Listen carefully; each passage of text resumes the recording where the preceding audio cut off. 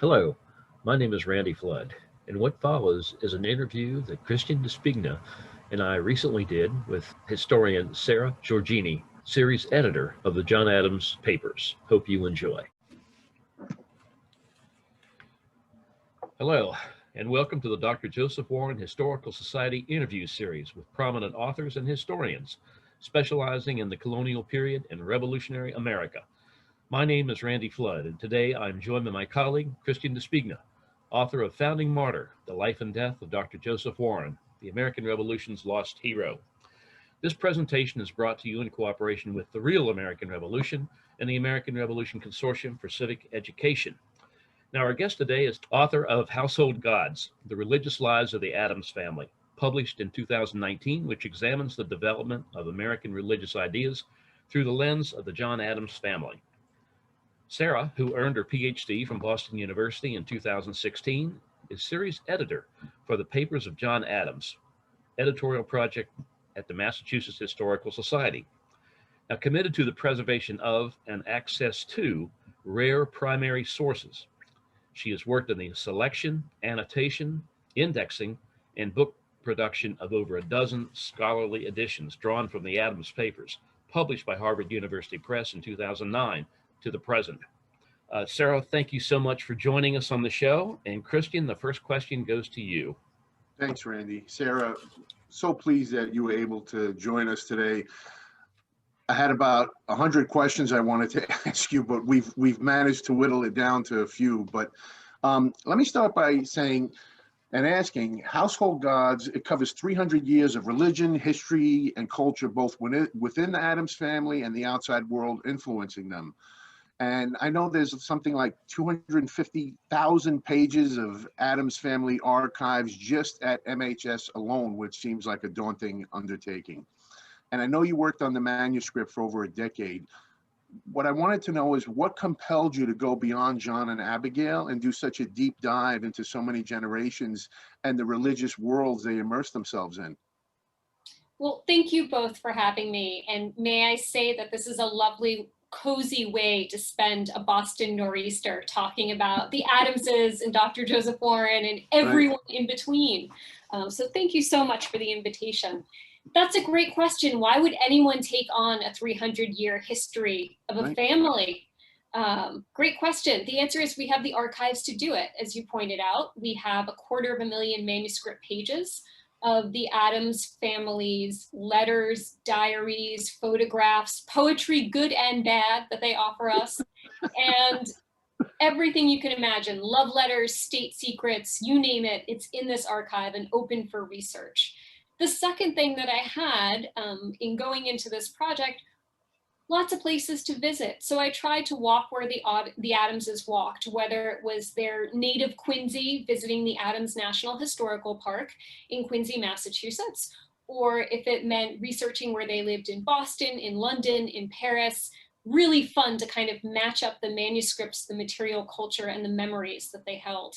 And then thirdly, I was kind of curious to see if I could go beyond John and Abigail, right? So these are the Adamses we probably know best, thanks to the work of scholars like Edie Gellis and David McCullough, a certain HBO miniseries in which I believe there may be a Warren mention.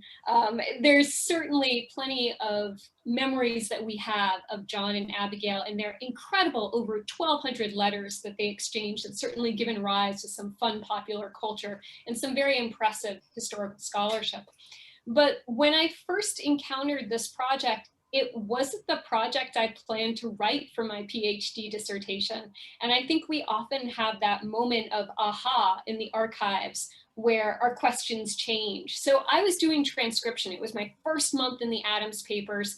Transcription means you're rendering from the manuscript exactly all the stray commas and spelling quirks of the people that you're trying to understand the experience of. So I was transcribing John Adams' letter book. And I often think I came in on a very good year for a historian of religion. I came in on 1812, busy year if you rewind through American history.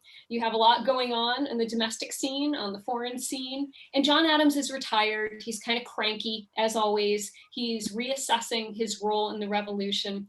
And he writes to a friend just as he's exploring his own genealogy. And he says, you know, what has preserved this race of Adamses in all their glory this past century since they'd arrived here from England in the latter part of the 17th century? He said, I believe it is, and here I turned the page very dramatically as I was transcribing, religion, without which they would have been just forgotten, washed away. And I thought, it's kind of like John Adams is throwing me a lead from 1812. I thought, oh, really? You think it's religion? I wonder if that holds up. And so I had to kind of trace it through the generations. I had to kind of take that deep dive and see if he knew what he was talking about and what happened after him. That's fascinating. Well, Sarah, can you discuss the relationship perhaps between John Adams and his father? Oh, what a wonderful question. John Adams prized his relationship with both his parents, so much so that it's his mother's coat of arms, the more distinguished Boylston family of New England, that he plastered on his carriage as vice president later on. But his father was something different. His father was a deacon and a shoemaker in a fairly bustling, but not exactly Boston kind of New England town out in Braintree, later Quincy. And he had a high regard for his father's involvement in community life, his willingness to be part of the church as a deacon, which was a pretty political job in the early 18th century. You were dealing with a lot of things. You had to deal with helping settle land disputes and theological debates and how much you were going to offer to pay the new pastor. These are all things that, you know, had to be kind of factored in on a day-to-day basis. His father never left city limits. This was not a man who traveled widely, but he did prioritize education.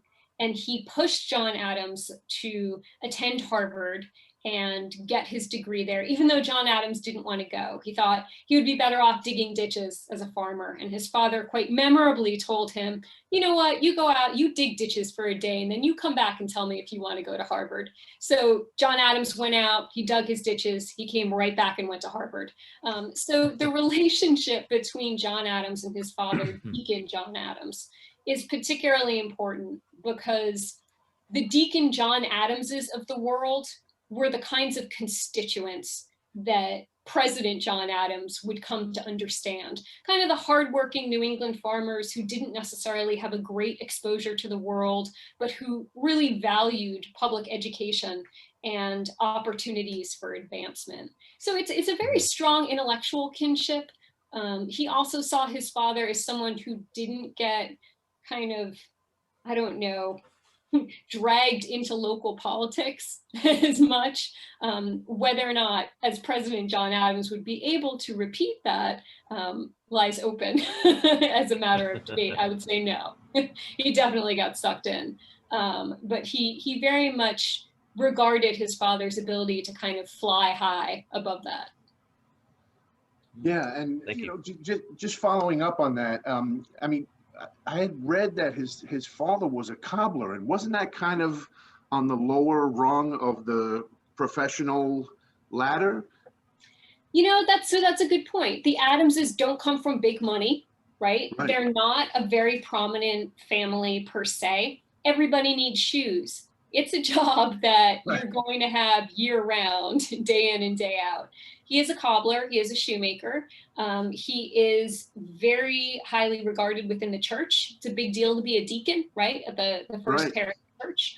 That is a matter of authority. It's actually something that kind of elevates the family quite a bit in terms of their connections. Really, the Boylstons are his mother's family, are the ones who are more politically prominent, who have more money. They're related to people who are quite important in the history of medicine, right? And so it's really interesting to see kind of how John Adams understands his own backstory, like what he creates it to be. Nowadays, we might think of politicians creating kind of an origin story when they're running for a position, but that wasn't the case, of course, in Adams' day. That didn't mean he didn't do a deep dive into his own genealogy. And sometimes he was right, and sometimes he was wrong. Right. Yeah, and speaking of origin stories, you know, we often, when we talk about the Bay Colony, we hear terms like Puritan Boston, City on the Hill. And you've really underscored the fact that religion was at the heart of so much of what John Adams's life was about. But really beyond the heavy influence of religion from his family and from his dad and Abigail's family, can you talk to us a little bit about the religious influence of Harvard on young John Adams? And he really, because at that point he seemed destined for a career in the ministry. And then can you tell us what derailed this plan?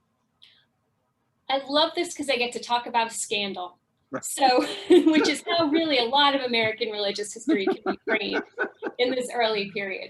So John Adams really has a few choices open to him as career paths, right? He can be a doctor, he can be a lawyer, he can be a minister. Those are the big three for any young New England man who's headed to Harvard. He definitely doesn't want to be a doctor. He thinks it's grueling, it's emotionally taxing, requires a lot of education and not a lot of payoff. He's kind of interested in being a minister. This is why he shows up in Cambridge. And he plods through his very dusty homework, which is a lot of pamphlet debates. And he does the readings. He shows up for services at the chapel when he's supposed to. But back home in his native Quincy, there's kind of a little bit of a theological storm brewing.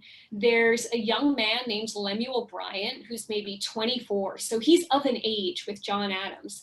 And he gets a gig as the minister in the Adamses' home church. And he has some really extraordinarily, for the time, revolutionary ideas. The big one that he has is that God puts forth the option for salvation. He kind of shows you the way to grace, and then you accept the free will to accept or reject it. There's a lot going on here, right? So this is different, this idea of free will being involved, of salvation being an option, like kind of thinking about religion and salvation as many highways and you get to choose which one you're on.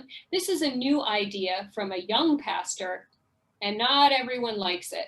So within the Adams family, it actually splinters them. Deacon John Adams is kind of on board with this. He thinks it's interesting.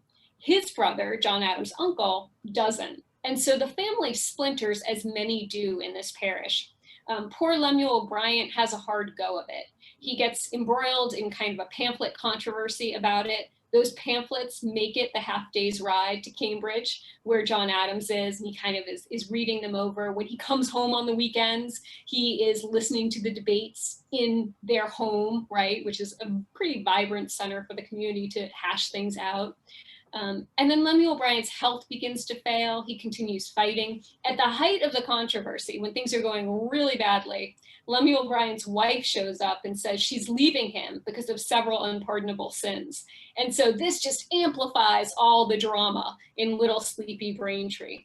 And Lemuel Bryant wins his case, essentially, gets to keep his job, but dies young within a few years, very quickly, soon after this is all resolved. And for John Adams, this is really a game changer. This is the thing that makes him think, do I really want to be a minister? Because here was a guy who came in with new ideas. He presented them respectfully. He cited everything he was supposed to cite, and the people treated him so poorly. And John Adams thinks, you know, it's far better and friendlier if I become a lawyer, because lawyers everybody loves. And so he kind of embraces this idea of choosing law over theology. And here I want to add just one other little bit of connection between religion, church, and state and John Adams in this moment, which is so formative, is that the way we think about law now is not quite the way that John Adams and his generation did. Lawyers were kind of embarked on a bit of a crusade. They saw law as a spiritual and moral corrective. So when things went wrong in society, law could heal, not unlike what you're taught in church, right? So there's an idea that John Adams, by becoming a lawyer and not a minister, will do more good for more people. Fascinating. And well, this will now lead me into, since you've been speaking about how he didn't want to become a doctor, you know, we know that Warren and John Adams had a very, very close relationship, and they were friends, political associates, not to mention the doctor-patient relationship. You know, I want to go back to the moment when Warren is killed at Bunker Hill, because I think it's a different kind of great awakening for the Adams family, because they really take it to heart. And in one of her letters to John describing the events to him, Abigail even quotes Ecclesiastes. And I try to imagine the sense of loss, fear, uncertainty, everything overshadowing at that moment, right? We have the benefit of hindsight, but at that time, I can't even imagine what a scary moment that was for them. So can you elaborate a little bit on this moment to underscore how religion was so essential to their family values, especially during such times of hardship? I have to say first, I love to talk about Warren and Adams because they're just such a wonderful friendship to understand. And I think that Joseph Warren is one of those portals for scholars. You know, you read a little Warren, you hear a little Warren in your head, and you start to think about the history of medicine, the history of law, how radical he was in his ideology compared to Adams. I mean, he constantly says that, you know, John Adams, my friend, he's kind of cautious, like, you know, he's not quite as out there as I am. So we see different shades of patriotism and different shades of political ideologies. So it's really fun to talk about Warren and Adams in the lifetime that they share politically. And there's just some really wonderful memories of Warren that pop up in the Adams papers before his death. I'm thinking particularly in John Adams' diary, where he talks about, you know, they all go to dinner together and they're talking about which judgeships everyone is going to get. You know, he really loves, John Adams likes to quote other people talking about him. It is just a matter of his personality. And he loves to quote Warren talking about him as being, you know, kind of a trimmed man, someone who's just a little too cautious, but who will absolutely say what he thinks and express his sentiments. For Adams, who, you know, famously is said to have a heart formed for friendship, he often alienates a lot of people. He can be a little prickly, for sure, but he really relishes spending time with Warren, and I feel like they really get each other, which is always pleasant. What's then so tragic, of course, is what happens at, I was going to say Bunker Hill, but we know it's Breed's Hill. And really the news of Warren's death, when it reaches John Adams, then at the Continental Congress, and Abigail's letter, which is famous for so many reasons, the day, perhaps the decisive day has come, my bursting heart must find vent at my pen. I mean, just that opening line can tell you that people are operating at a level of intense stress and hysteria. And they're getting information piecemeal. That letter is remarkable for another reason. Certainly she uses kind of bits of scripture, as you mentioned, Ecclesiastes, right? So the race is not to the swift, but to the strong. She's kind of weaving this idea in that we are in it for the long haul. There's this idea that the revolution has, it's not preordained in the Bible, but there are parts of the Bible that will support it. And for the Adamses, that's really important because the Bible is the one book they all read all the time. Doesn't mean they agree on it, but it does mean that it's the first thing they'll turn to, especially when they're apart. And the great kind of blessing of the Adamses always being apart so often, especially John and Abigail, is that we have all their letters, right? So it's a great treasure for historians when your favorite people are not in the same room.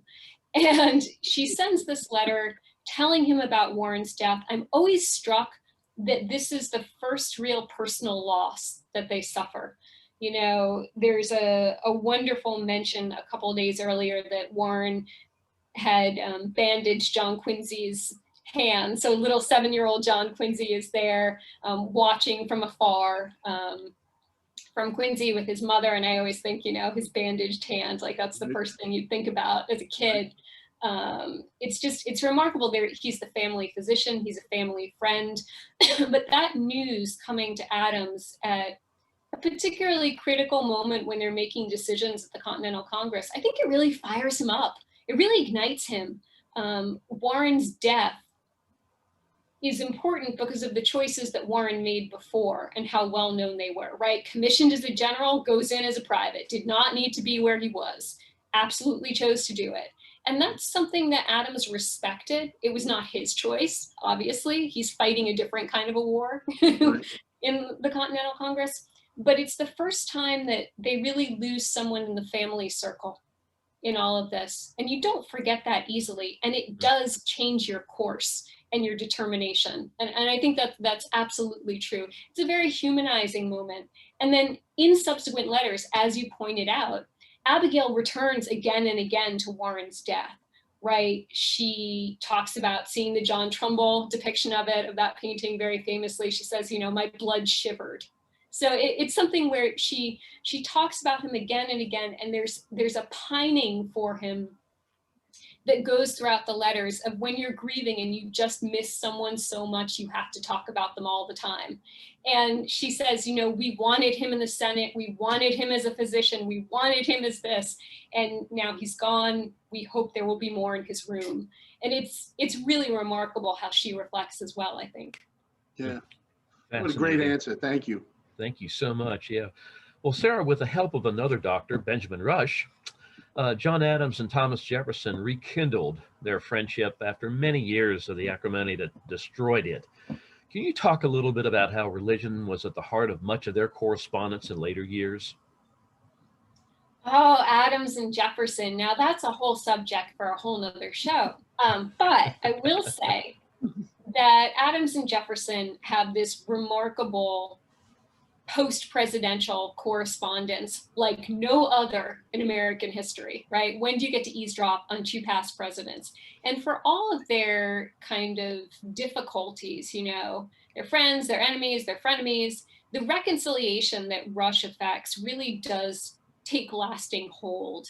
And between 1812 and 1826, their deaths, of course, on the 4th of July, they exchange these letters that are significant in terms of both their subject and their tone. So in their subject, they kind of start to venture into talking just a little bit at first about what pulled them apart, basically a partisan press, the rise of a party system, and two discrete camps of people who did a lot of amplification of both, right?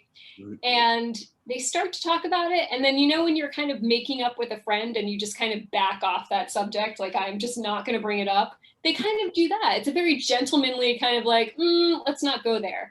And instead, the tone becomes much more intellectual, much more scholarly. The subjects they touch on range from foreign policy to Native Americans to different kinds of religion. And religion is a particularly fascinating field for both of them. The organized study of religion, like as a department in a university, isn't going to be a thing for maybe 50, 75 years. So they're kind of flying on their own as gentlemen scholars. And Jefferson, of course, is coming from a different religious landscape, right? So Anglican Virginia versus kind of New England Congregationalism, two different but conversant sets of ideas, theologies, practices, but a little different, just different enough to start a conversation. They're particularly interested in foreign religions, which I did not expect. I did not anticipate that I was going to be reading about ancient Egypt from the views of Adams and Jefferson, and they have these great plans to kind of cruise the Nile together, which I thought was very charming and never going to happen. But they managed to travel widely in their respective libraries and then come together to discuss it, which is really interesting to me. Now, Jefferson has kind of a pet project, which is to make his own Bible. And he kind of scrapbooks it together. This is not unusual in this period, right? So we have a lot of people who write out their own interpretations of the Psalms. John Quincy Adams does this in his diary. There are people who kind of, with the rise of different denominations, are thinking about what parts of the Bible might work best for different political agendas or different theologies. Jefferson does a very Unitarian thing. He goes through and checks on all of Christ's miracles and whether or not they'll hold up. He's interested in Revelation. So there's a lot of intellectual projects that they carve out and a lot of discussions that they have based on religion. And it's kind of funny because, you know, nowadays, it's not considered polite always to bring up politics and religion. This is their favorite thing to do, bring up politics and religion. So it's really interesting to see how they use religion as a bridge, despite their very public political differences. Awesome, thank you. And I know you had mentioned that John Adams owns an 1806 copy of the Quran, and that I believe Jefferson did as well. Is that true? Yes. Okay. So that's something that's certainly interesting, is to see what religions are represented in their libraries. Certainly Christianity in many forms, certainly within that Catholic and Protestant theology. Certainly, they're really interested in Jewish theology. And the reason for that is, a training in Judeo-Christian law that both of them have. So they're very interested in that. And then to a degree, they are interested in Islam. I mean, but that has really deep roots for Adams. I mean, remember that Adams and Jefferson, when they're in Europe in the 1780s, so John Adams is planted in London as the first American minister to Great Britain, and just a short boat ride away, we have Thomas Jefferson in Paris. They're also involved in finalizing and helping kind of coax through the process the Moroccan-American Treaty. They're involved in Barbary relations, very much so, when they're both presidents, and they have wildly different policies on how to do it.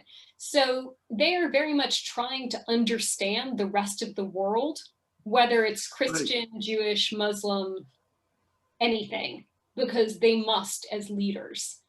So it's very much a process of trying to wrap their heads around, like, how do we talk to people? How is religion a way of decoding a culture? How is it a common language? Can we find something? And this was really interesting when we were preparing the Moroccan-American Treaty for publication. We were looking to see, like, how the American negotiators thought, who they thought they were dealing with in the court, when they could deal with them, because of different customs and practices that restricted work on certain days, what the language was, what the dating of the year was, and how that was different, and would it hold up? So you have two people here, Adams and Jefferson, who are really hungry to learn about any other culture besides their own at times. Right. They love kind of exploring.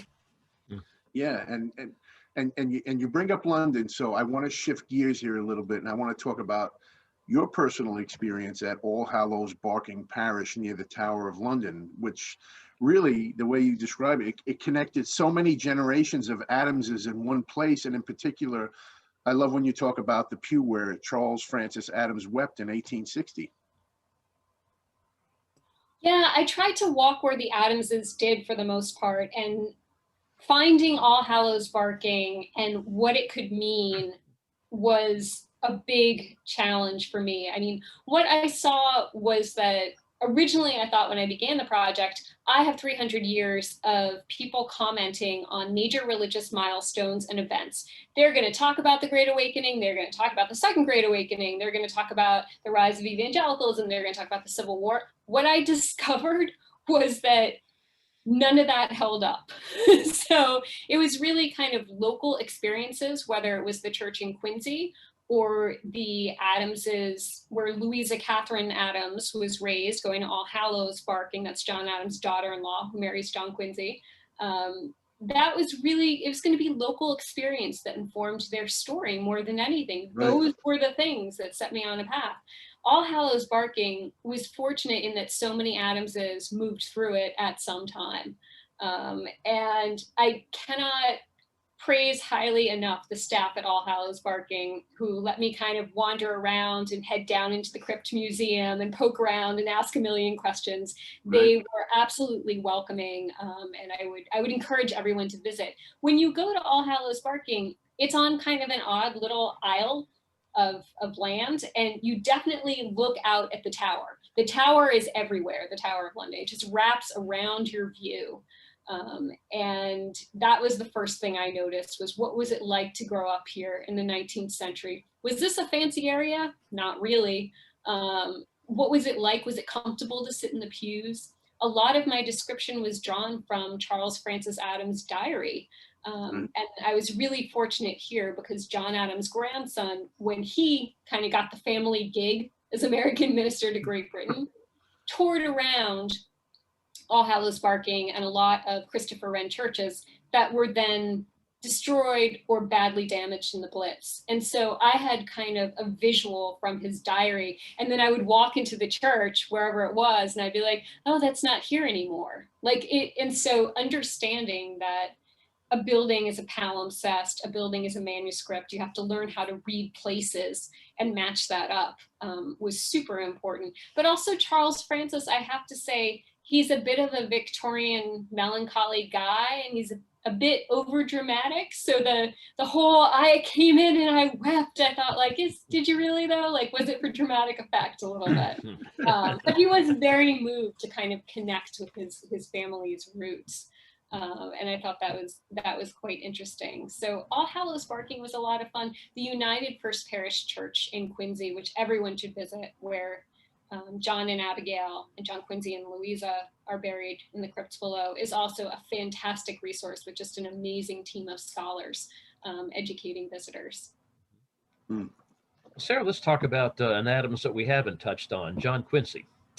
Now, John Quincy Adams suffered so much family tragedy early in life, losing an infant daughter and 2 sons who died early in their adulthood. Was religion as central to his life as it was to his father's? I think as he grew older, yes. As he matured into a father and a husband and a statesman, probably not right away when he was a kid. I think he kind of went through the motions like a lot of the Adamses did as children. It's not like children had a big part in the liturgy in early American religion. So you're kind of just sitting there, you're in church for 2 hours in the morning, then there's a lunch break, then there's 2 hours in the afternoon. If you're an Adams, if you're a young John Quincy, because you are an Adams, that also means the pastor comes to lunch. So you're looking at 6 hours every Sunday minimum of dealing with this. And I think that probably did not ignite any spark to be a minister in young John Quincy, as it might have in his father. As he got older and he traveled, that kind of what I call a kind of cosmopolitan Christianity began to evolve in John Quincy Adams, or JQA, as we often call him very fondly in the Adams papers. He first was interested in other churches as a teenager. He's in Sweden, he's in Russia very briefly as a teenager, and then he goes back for longer. He's suddenly exposed to all of these cool, colorful, interesting kinds of religion that are so different from home, which is one thing. It's kind of like being a teenager abroad, right? But also he's really interested in how ministers make arguments. And of course, we know that he's going to be a man of rhetoric, a statesman, a congressman. He's going to be a guy who gives a lot of speeches. He's old man eloquent, but he's really interested in like how you put together an argument and which ministers do it well and which don't. So you see that right away. And then when he's in Russia as a young father, he is going through some great tragedies. His only daughter, Louisa, is born, dies. His wife is almost always sick. He is trying to negotiate a very, very difficult thing that he cannot negotiate, which is a new commercial deal with Tsar Alexander I. And so nothing's going well professionally and personally. But what he finds in Russia is that he has a chance to explore new religions. So he's particularly interested in Greek Orthodox religion, Russian Orthodox religion. He's particularly interested in Catholic religion all of a sudden. That had never been a thing, especially in New England growing up in that time. And he's drawn to all the ways that religion and the marketplace interact. So when do markets close for certain Orthodox holidays? How do people handle Easter? What's it like to get your education in one type of school with these kinds of monks or somewhere else? And he gets real interested in that. And then later on, as he becomes older, he certainly relies on that kind of classic Christian conscience to get up the nerve to rally in his final years and, defend the Amistad prisoners and come out against slavery as much as possible. He really relies on it as kind of therapy. It's kind of a coping mechanism. He writes a lot of religious poetry. Again, this goes back to good and bad poetry, which I will leave it to all of you to judge. You can go explore his digital edition of a diary online at the Massachusetts Historical Society. I'll tell you his handwriting is beautiful. So if you want to know what books of the Bible he's reading, he notes those down. It's interesting to see what he turns to when, which I did keep track of. I was really interested in that. And kind of where he thinks religion in America might go, which is always the thing I was curious about with Adams, is like, how good were they at like predicting stuff? Like, like were they right about religious trends? And with Adams, sometimes yes, sometimes no. His wife, Louisa Catherine, is equally fascinating because within Adams' library, you better bet that the husband and the wife in any generation both read the books. Fascinating. You know, I guess last question I wanted to ask you, what's one of the things you hope that a reader of your book will take away with them? Well, I think that it's a great question. First off, the Adams papers are open for research. So I did a 300-year dive on one topic.